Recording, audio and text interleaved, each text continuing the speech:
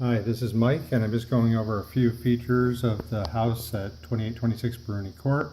Right next to the sliding glass door in the back of the house, this is the Aqualink system for operating the pool. You can operate everything for the pool from inside. Gives you the air temperature, and I have it set to the correct date and time. Focus, good. So you hit this bottom button, and that's how you turn everything on, from the filter pump, spa, all the heaters, cleaners, fountain, lights, and everything. Just toggle down and hit enter. You hit this button here to go back to the main menu, and to program it, you go down to menu, enter, and one down to program, and this is where you can set how long you want things to run. It actually will fill the pool for a certain number of minutes per day. And I have it kind of set on, there it is, pool fill mode. So I have it set to fill for 7 minutes between 9 and 9:07. So you increase that if it's really hot and water level is going down, and decrease it during the winter. And then again back here, and you can program everything when you want it to go on and off. And now I'll move on to the next piece of equipment. So this is the alarm system. We've actually never used it, but we've tested it, so it does work. It's connected to the bell on the outside of the house, but it's not monitored by any service.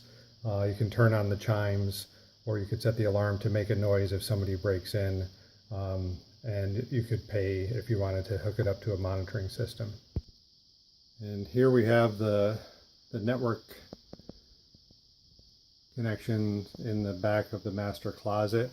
The Comcast box got big, so it doesn't fit in there anymore, so I ran all the wires out from inside, and I'll leave them marked on the back of the cable modem, even though it's pretty straightforward with the network connections, the phone connection and the coax connection. So I'll have to return that box, but the open-ended wires are all connected in through the panel that there's really no need to remove because of that. And then down here is the alarm control box. I have the key hanging right next to it.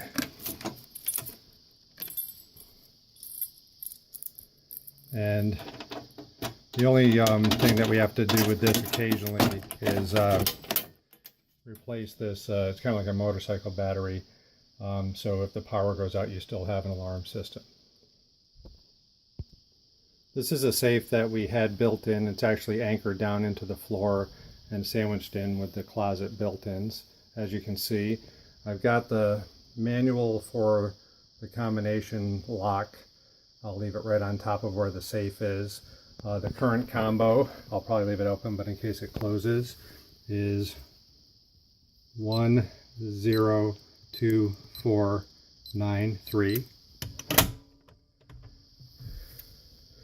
And you have access to the box. Obviously we'll take the stuff out of there, and this manual will show you how to reset that combination to whatever you desire.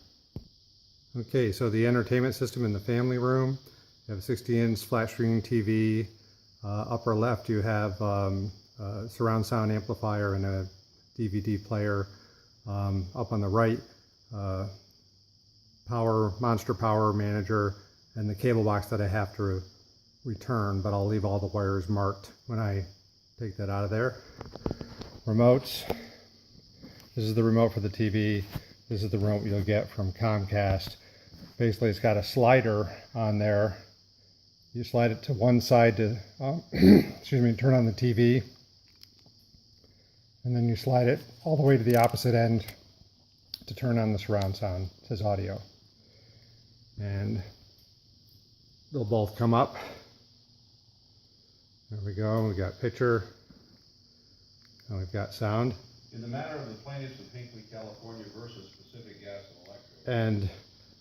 And the speakers, you have left front is in the ceiling, right front is in the ceiling, and then center is actually a Bose speaker behind this panel. It fits perfectly. And then the subwoofer is in the bottom right corner. Again, fit to that cubby. I also have connectors here. It's a good place if you want to hook up a wireless router. And then in the center, I left the connections marked if you want to hook up to a Roku player or something like that. And then the rear speakers are also built in to the ceiling, there and there. So all you have to do is put in the cable box and connect it up. And out in the garage, we have some spare tiles for most of the rooms with tile bathrooms, foyer, kitchen tiles, spares here. And then over here we have 2 boxes of the wood that's in the living room, dining room, and family room. Really good Anderson wood, it holds up really well, so you have some spare wood here. And lastly, on the other side of the garage, you have 2 things here. One is the Rainbird system, and you leave it in the run mode and it's programmed to water each zone for a certain number of minutes. If it's raining, you take it back to off, and if it's cold, you can dial back the percentage, 10% increments of how much of the normal watering you want it to do, back to 100%. Pretty straightforward. There's a manual for it right here. I think there's even data filled in for how many minutes per zone. There's 8 zones. And then right below that this is just the timer for the outdoor lights. And you got to manually change this a few times a year based on daylight savings time and long and short days. Red is stop, black is on.